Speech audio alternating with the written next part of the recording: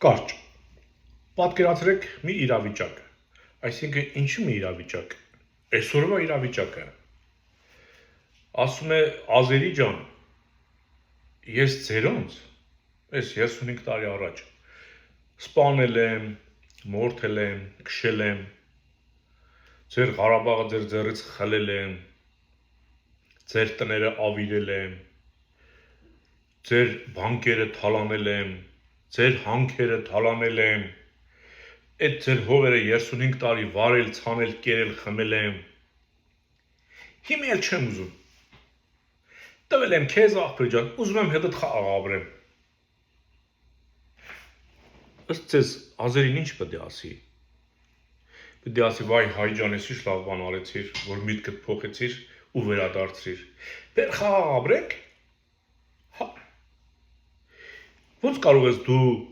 ինքնախոստովանել այն տեսակի հանցանքներ, որոնք պատիժ եւ պատասխանատվություն ու հատուցում են պարտադրում, պահանջում, առանց դրա չի լինում։ Ոնց կարող ես դու խոստովանել ադրբեջանցուն, որ դու իրեն թալանել, սպանել, մորթել, վարել, չգիտեմ ես ինչ ես արել ու հանգարց դու գնաց հանգիստ իր հետ խաղ ապրես։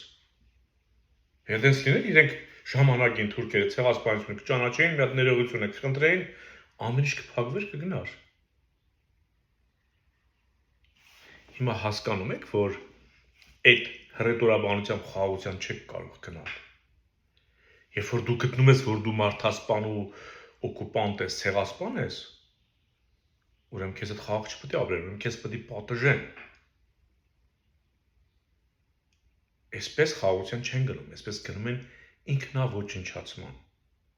Միանշանակ ակաժներից օղարիկ։ Եվ ասեմ ավելին, տեսնում եք, Ամերիկան ու Պարսկաստանը նախ աստորագրում են իրար հասկանալու փաստաթղթեր, ուզում են պայմանություն ձեռք բերեն, այսօր ստեղ ստորագրում են, վաղն ընդեղ իրար վրա կրակում են, այսօր ստեղ ստորագրում են, հաջորդ օրը ընդեղ իրար ռազմաբազաների հարվածում են։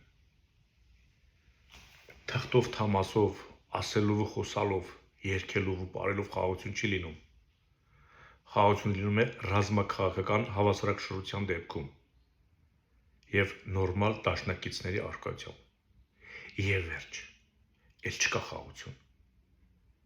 Չես կարող քեզ հանցագործ համարելով պարտադրես խաղաղություն։ Քեզ հանցագործ համարելով դու դատավճիռ ես կարդում ինքդ քեզ համար եւ արտոնություն տալի եւ ազատություն ազերու ձեռքերին։ Ստապ եղեք։